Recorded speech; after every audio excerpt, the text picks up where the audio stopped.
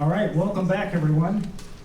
I'm Dave Feldman. I'm a professor emeritus of urban planning and public policy here at UCI, and I also direct Water UCI, which is a research and education center devoted to water. The recent Altadena and Palisades fires, I think, serve to remind us that policy and planning for the built environment, including community design, water supply infrastructure, and energy transmission systems, are community assets that are especially problematical when it comes to wildfires. On the one hand, they are vulnerable to special risks, and in other instances, they may even exacerbate hazards and their magnitude. As director of the Social Ecology Center on Water, we're especially aware of how our water agencies, locally and throughout the region, prepare for wildfire alleviation, a problem we saw, for example, in the Altadena and Palisades fires. With that, it is my pleasure to introduce this panel and our first speaker, Julie Coffey, who's the manager of UCI Nature. Julie, all yours. Thank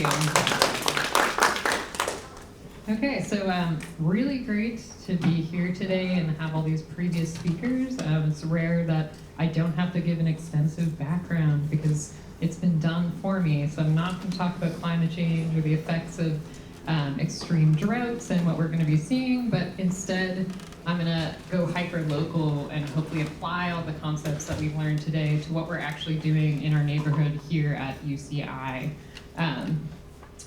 So we're going to talk about UCI's Wildland-Urban Interface, or WUI, which has also already been defined for me today.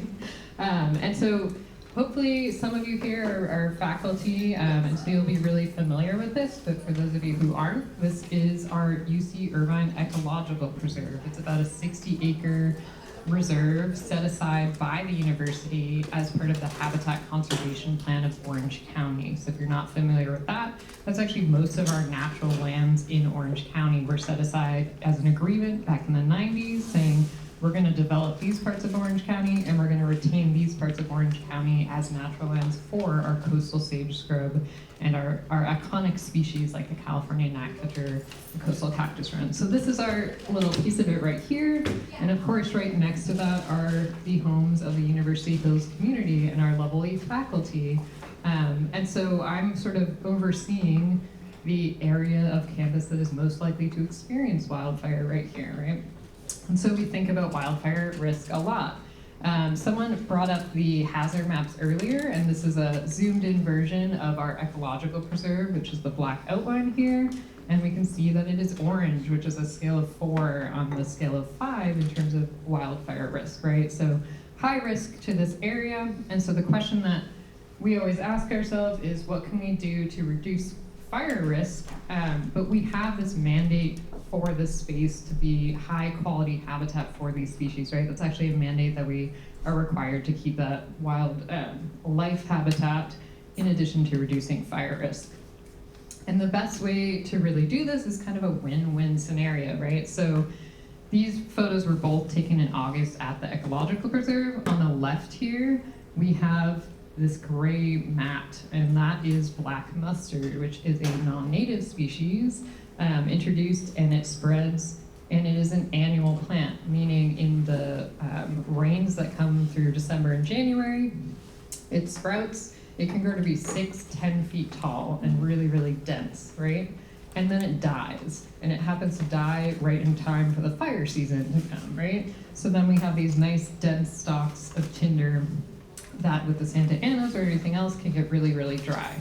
What we're doing in contrast in our restoration plots, which is actually funded by a grant to reduce fire risk through the Coastal Conservancy, is planting species that are perennial, so like our native bunch grasses, green year-round. We're also introducing wildflowers that are lower stature, so none of these are getting up to that 6-10 foot height, and they can tolerate mowing. And the contrast here, hopefully you can see, taken at the same time, very different greenness levels, right? So we kind of talked about reducing stature, that helps with fire. We want to keep that diversity high because that helps with our wildlife. And then the last piece, of course, that folks have talked about is the fuel moisture, which you can think of as just water content, right? How much juice is in those plants? And it was really interesting to hear from one of our speakers this morning that that is such a high predictor for the Santa Ana events. And so what we commonly might see here is ice plant, right? That's a great choice. You just plant a few of them, they spread all over the place, and they're super juicy and keep that fuel moisture nice and high. We personally don't like ice plant because we are mandated to have that high wildlife habitat value. And ice plant is kind of like plastic for wildlife, right? It's native to South Africa, and it did not evolve with any of the species here. So while it's great if we're just optimizing for fuel risk, nothing really eats it, nothing can nest in it. In contrast, we have our native prickly pear cactus. You can see a cactus wren nest in this, so it's really important that we get cactus grub habitat for that coastal cactus wren, so that's a yay for wildlife. But believe it or not, cactus also has water. And if you don't believe me, we measured it. This is one of those great scientists doing the math things, but we did take across Orange County, we measured cactus water content by taking these fun little drill cookies out of cactus year-round, and then we also did native shrub water content sampling, and you can see that it varied throughout the year, but about 2 to 4 times the water content of native shrubs in these cactus. And we planted these throughout our fuel modification zone in the preserve. So we have the combination of the lowered fuel moisture, lower fire risk from cactus, and then the increased diversity from the lower statured grasses and wild flowers. And so taken together, I'm really hoping to leave you with the point that often when we're in this fear landscape around fire, people will just suggest like mowing everything down to kind of stubble, planting ice plant, or hardscaping as sort of solutions to kind of like low cost, just reduce the risk. And we're really saying, I think we can retain the reduced fire risk and also have higher wildlife habitat by just selectively choosing plants with specific traits that hold moisture longer in the year, have lower stature, we can mow them, and then cactus, which are nice and juicy there.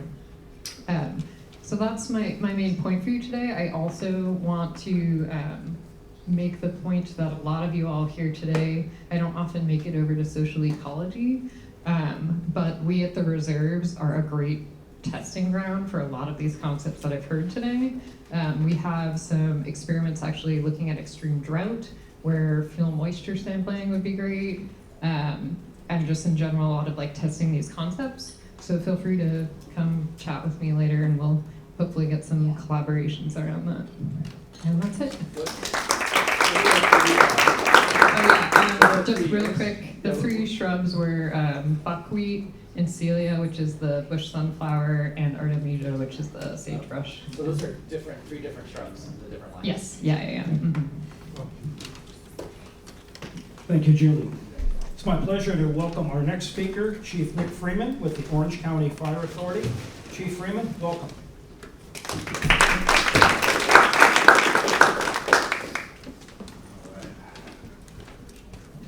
Okay if I try it without the microphone? Absolutely. All right, thank you. Not a big microphone guy, just rather project to the room, so if you can't hear me, just kind of wave your hand and I'll speak up. So I've really enjoyed all the speakers that have come through today.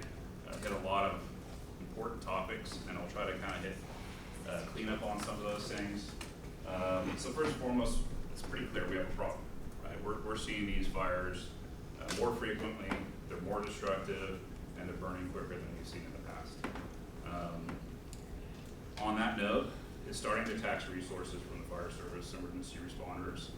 I kind of laughed to myself, all the fires and mudslides and all that was presented. I was at every one of those, right? So I need a day off. But it's starting to become a significant impact on emergency response services, which is notable. So I was specifically at the Palisades fire this year actually. And I'll kind of touch on some of the high level stuff that I saw observation-wise. I know they're conducting an after-action that's going to get into the granular level of some of the stuff that they experienced during the incident. But obviously, as was stated, significant Santa Ana wind event, something we don't traditionally see at that level with 80 to 100 mile an hour winds. When we have those occurrences, it really impacts our firefighting capability. All of our aerial firefighting resources, our helicopters or aircraft, they can't fly. I mean, even if they did fly, their water drops, retardant drops would be 100% ineffective. Right? So they're essentially taken off the table and no longer available for our use. So all we're left with is our ground forces. Right?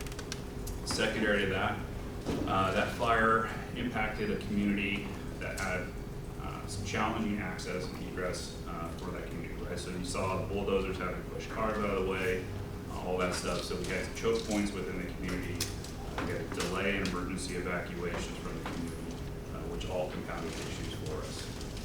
And then I think one of the folks earlier said, what we saw was a brush fire that quickly changed from a brush fire to a conflagration, where it was burning from structure to structure to structure, and it wasn't your traditional brush fire. We're now dealing with homes, large businesses, all engulfed in flames, all generating significant embers cast and radiant heat, impacting the adjacent structures or structures further down the range. And then on top of that, we had challenges with getting resources to rapidly respond into those communities, both Altadena, Palisades, and there, as was mentioned, there was a couple other smaller fires burning in the LA Basin. So that's a drawdown. So those are kind of the big things that we struggled with in those first 24 hours and beyond of the Palisades and Eaton fire. To talk about some of the stuff from the Orange County Fire Authority side, and maybe a little bit beyond that as far as what we're trying to do statewide. You know, our big focus is prevention and preparation, right? That's probably where we're gonna have a lot more success. So we're putting a lot of energy. It was mentioned about building construction. Well, let's take a step back. So the state just released fire severity mapping throughout the state of California. It's an update from the fire map. These maps have been around for now multiple generations, but it's basically trying to capture more accurate data as best they can to show the impacts to our communities here in Orange County, throughout the state of California, and so we can kind of make better decisions and adjust policies and procedures accordingly. One of the components that's going to come with this map is new code adoption for our local community. So building construction is going to be a component of that. If you look at Irvine specifically, you have your newer communities up on the north end, you know, Orchard Hills, Portola. They have a lot of those elements, that modern construction, stucco siding, tile roofs, protected eaves, the venting on the screen covers for your attic space, all intended to, one, protect against ember intrusion, and then two, to protect against that radiant or direct fire impact. Additionally, you see the setbacks from the vegetation, the fuel modifications we call them. Those are now elements that we're going to be looking at. They're all new construction, and then for existing construction, we'll have to start to adopt new stuff that's going to kind of go down the road. But then you have your older communities, like we have here in Turtle Rock, built in the 70s, initially with wood siding, wood-shaped roofs, intermixed vegetation in throughout the community, high fire risk, right? So a lot of stuff is going to come as it relates to that, and at the end of the day, it's going to ultimately come down on property owners to some degree to start making those mitigations. So on that note, we talked about public outreach, how are we connecting with the community. There's a lot of different venues to which we can do that. We do town halls throughout the city of Irvine and our other communities here in Orange County to spread the information the best we can. We do social media campaigns where we're putting out information for our communities. And then we do sometimes more targeted, specific stuff to like a local HOA or something of that nature, because the message is important. The stuff we're trying to share with these folks is now kind of what we call the immediate zone, right? So that ember intrusion, the risk factors these homeowners have. They all tend to want to look at the hills and say, hey, well, look at the bushes, look at the bushes. Well, sometimes you have to turn them around. They will look at your house. You know, wood-shake roof, you have wood siding, you have vines that grow up against the side of the house, into the house. Those are all potential areas of concern as a homeowner, and it's kind of upon that individual to make certain changes within reason to protect their homes. So we're really starting to push that narrative, and then on the evacuation side, we're pushing the ready, set, go, right? Teaching people how to prepare, what things they're going to need, and then frankly when to go, right? A lot of people are very hesitant to leave, so we're trying to be clear in our messaging to ensure they know when we say it's time to go, it's time to go. So that's kind of the prevention side. Another component we do here in Irvine and frankly across Orange County, and it's occurs statewide too, but I'm more focused here in the county, as we work with our local community partners that are here in the city of Irvine. We identify areas of the community that have hazardous fuel load, right? So those are the grasses and other vegetations that were mentioned that actually promote fire growth and spread.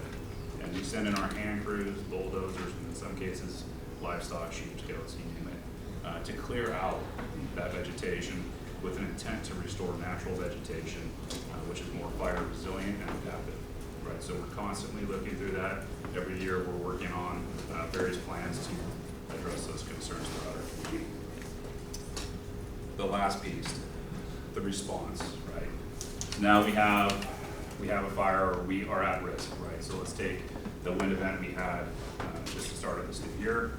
Well, what are we doing to prepare for that? We know as a county, as an agency, that resources are taxed. To take an example, we had the airport fire toward the end of 2024, which occurred up here in the Cleveland National Forest and impacted communities here in Orange County and Riverside. At that same time that fire started, there were two other major fires burning in the Southern California region. We had the Bridge Fire in LA County and the Line Fire up in San Bernardino County. So when we had our fire, there were no resources to come save us. We were 100% reliant on our immediate local partners within Orange County, or those immediate partners upon like Riverside County that were impacted. For the first 2 days, we got no additional resources. So we took that lesson and we applied it. So come January 1, we had a significant known wind event coming in. We increased our staffing levels to ensure that that basically would never happen again. That we've got resources here in the county. We pre-staged those resources here in the county for any potential wind event. And we all luckily didn't have any fires that impacted Orange County, but we continued to keep the staffing levels high. We had an incident management team already assigned. We were ready to go because we took that lesson and went from it. We were still able to provide resources to LA County to support them, but ultimately we had almost 100% of our firefighters in stations, on vehicles, ready to respond. So we were supercharged for any potential fire. So we're taking those things and we're adapting to it. Additional stuff is we're really starting to integrate technology and AI into what we do. We partner with UC San Diego. They have their alert cameras throughout our canyons and mountain areas in the state who can detect new starts of fires more rapidly than waiting for someone to call 911. They'll ping in, provide a GPS location, and we can start an initial response pretty quickly. So we've got that. We were also looking at AI operated aircraft to potentially auto dispatch to the area to put firefighter resources on that spot pretty quickly. It's very new. It's working with the state legislation, but we're working with Sikorsky and other entities to pilot that program for the state of California. We're going to have to start looking at how do we stay ahead of this? How do we use these new technologies, these predictive analyst programs that we use to show us where the fire is going to spread, how long it's going to take to impact various communities, so we put the resources where they need to be more appropriate. So we're looking at a whole slew of different things to ensure that our resources and our personnel are being properly utilized and that we're addressing this fire concern more specifically. And on that note, I'll let it be there and I'll answer any questions that come.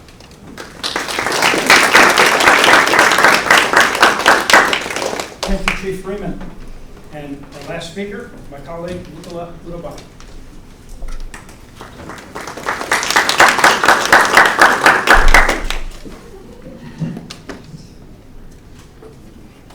Hello, everyone. So, last speaker before you and lunch. So I am going to be really focusing in on kind of where some of the key policy failures occurred during the LA wildfires. And Chief Freeman already kind of used this disaster management cycle a little bit to orient his talk, so that's helpful. But often when we're thinking about any disaster, wildfire, flood, anything like that, there's different phases, and each of these phases has unique policies associated with it. So I'm gonna walk through, essentially before the event, one of the big things we can do is try to mitigate that fire, which means try to prevent a fire from even happening, or if there is a fire, try to prevent it from spreading and getting really big. And some of the key policies that kind of broke down in the LA event were firstly around fuel treatments. So fuel treatment is any sort of reduction in dry vegetation or thinning of forests, whether they're dry or not. And this is one where, especially in our national forest areas, we have, because of fire suppression over many years, there's been basically underfunding of fuel treatment. So California made it a priority when Governor Newsom took office to try to reduce some of the overground wildlands.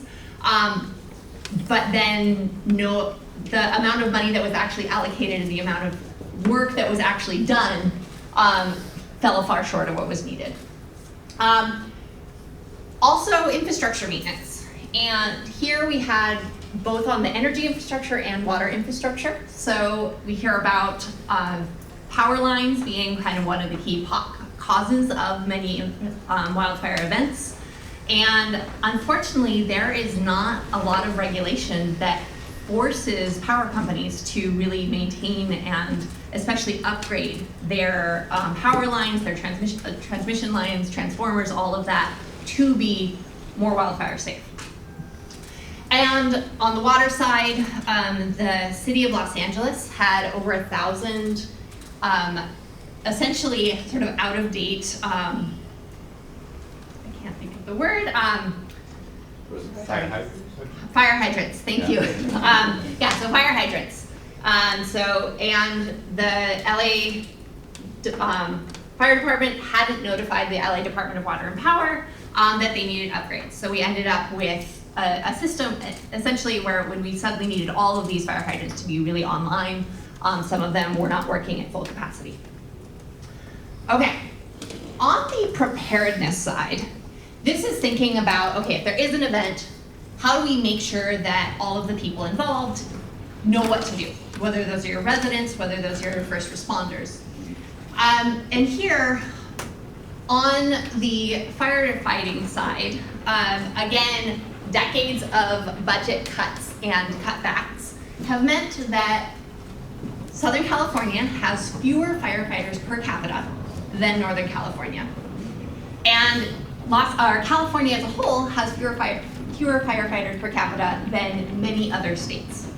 So we've kind of just been cutting back and doing more and more with less and less. There's also all over the news this big, I don't remember exactly how many $1 million budget cut to LA Fire Department just recently. And so again, it's kind of making sure that we have more resources would have been helpful.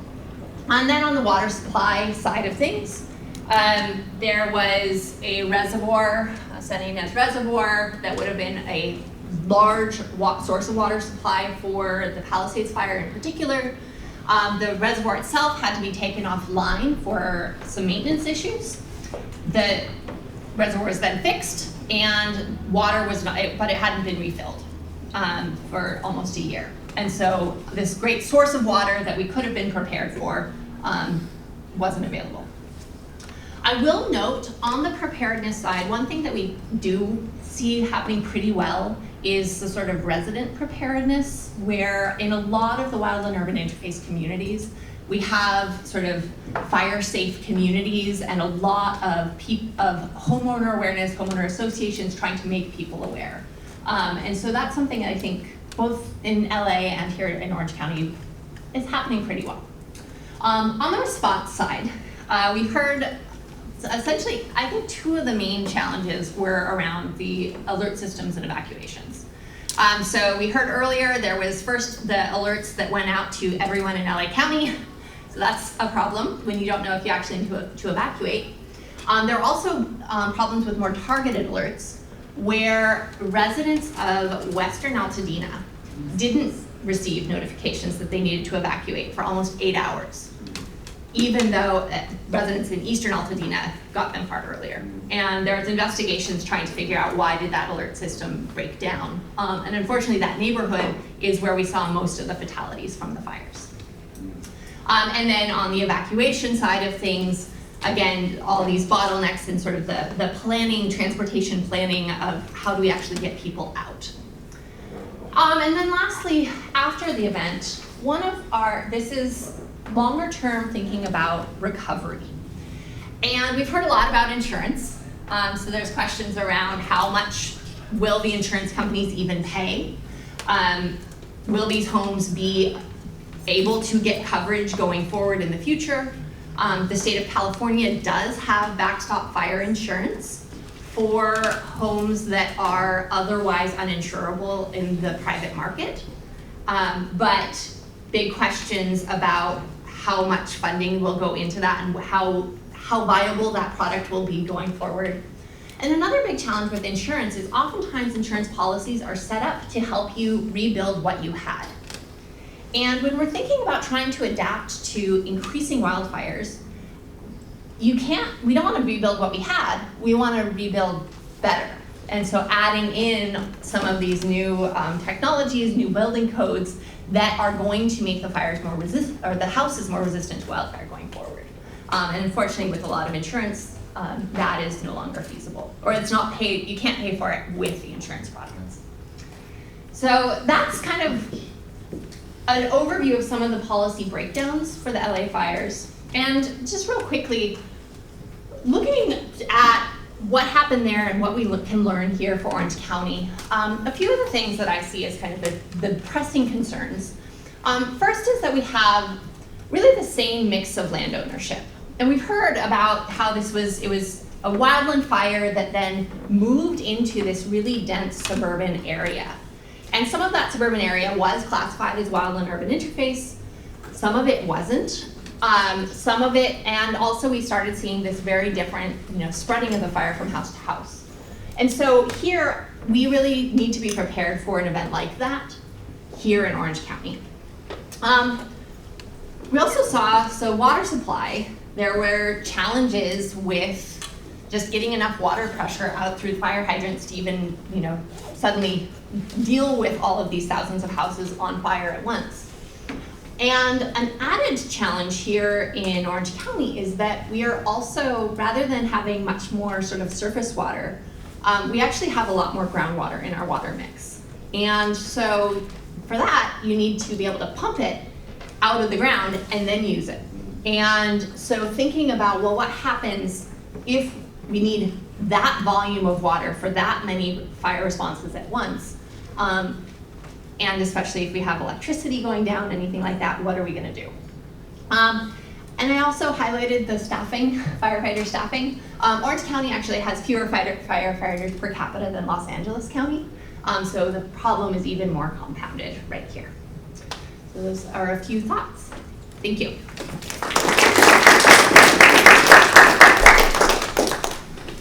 Thank you, Nícola. If we could have all three of our panelists come up to the front.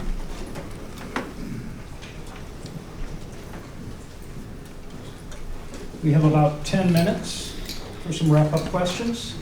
I'll leave you with this. Questions? Yes. Hi. So many questions. But anyway, I really appreciate the expertise of all three of you.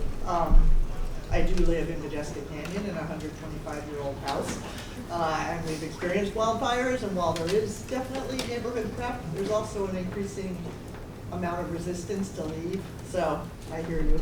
But anyway, I guess a question I have is, from your perspective, do we have enough water in Irvine Lake and elsewhere to fight mega blazes like this? And if we don't, what's the solution?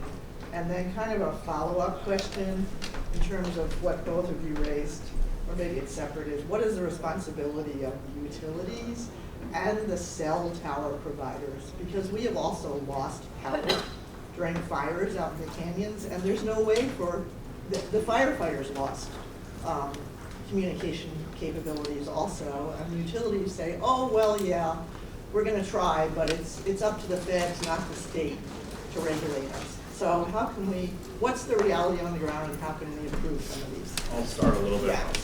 I'll start with the water supply concern. She kind of addressed a part of that, right? There's only X amount of the groundwater, or the surface water, and all that. The challenge really comes into the pump stations. So we've seen this in fires in the past in Orange County. There was the freeway fire back in 2007, 2008, where we lost pumping capabilities and components, parts of the city, which basically took our fire hydrants down, and we didn't have water supply. So regardless of how much water you have sitting below the surface or on the surface, if you lose those pumping stations through the loss of power, through direct impact from the fire impacting the pump stations, that's going to affect our firefighting capability.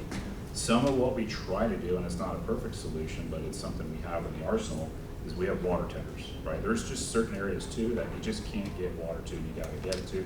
So we have that as a secondary means. It's not an ideal means, it's just a redundancy, but we're very reliant here on our pump stations and ensuring that those are still running as they should be to support that flow. And yeah, you can also just see a general draw on the systems, but most of our systems in parts of our county are pretty new. So they're not necessarily breaking down. Majeska is an older community, and it's a little bit more up there in the canyon. So there might be some more challenges specific to your community, where those water tenders are going to play a major factor in supporting fire suppression efforts. So that's the water. The utility side is probably, it's hard for me to address that specifically. I know we had those challenges. They shut down some of the power and communication services were impacted as well. Up in the canyon, I know our stations, we have 3 stations up there. They had some challenges with this, just cell service and all that kind of stuff, so I know we were impacted as well. I don't know, I know they have mobile towers they can put up at times, and we've used those in the past, but I don't have a perfect answer to your question on the utilities. I guess one thing I will add on the utilities is it's kind of this moving target. So you have the electrical utilities don't want to start a fire, and so they do these the safety power shutoffs in high wind events, and so there's this compound of, yes, we don't want to start a fire, but then also you lose access to all of the communication and emergency communication, and so this is where I think that really thinking about forcing utilities to upgrade the transmission lines or bury the transmission lines such that you can keep all of the electricity on even if there is a high wind event. It takes a ton of money, and so far the state hasn't been willing to enforce that, and the utilities aren't going to do it voluntarily. So you brought it, sorry. Go ahead. Mine goes to the comment on the insurance companies still doing the same old thing that we know that is not working. And we're talking about policy gaps to what needs to happen. Who really regulates the insurances? That's number one. But also in Los Angeles, we found out that people were not really prepared, right? We're not prepared with the packages that you can bring it on so that people can apply. For instance, the people did not know maybe nature-based solutions or other things was not ready.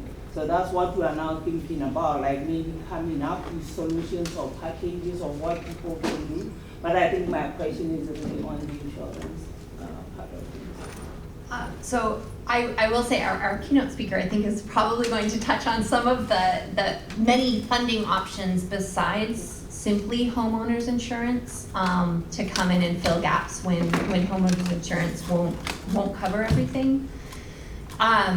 There are models from other countries that are trying to think about how to do more comprehensive disaster risk insurance that really tie in, instead of insuring, you're still insuring individual homes or individual parcels, but are really trying to use a much more dynamic sort of whole system risk. And one of the big challenges we have with a lot of disaster insurance is that only the houses that are high risk pay for the insurance, which means that it's really, really expensive because they're very likely to need to use it. That's fire insurance, flood insurance.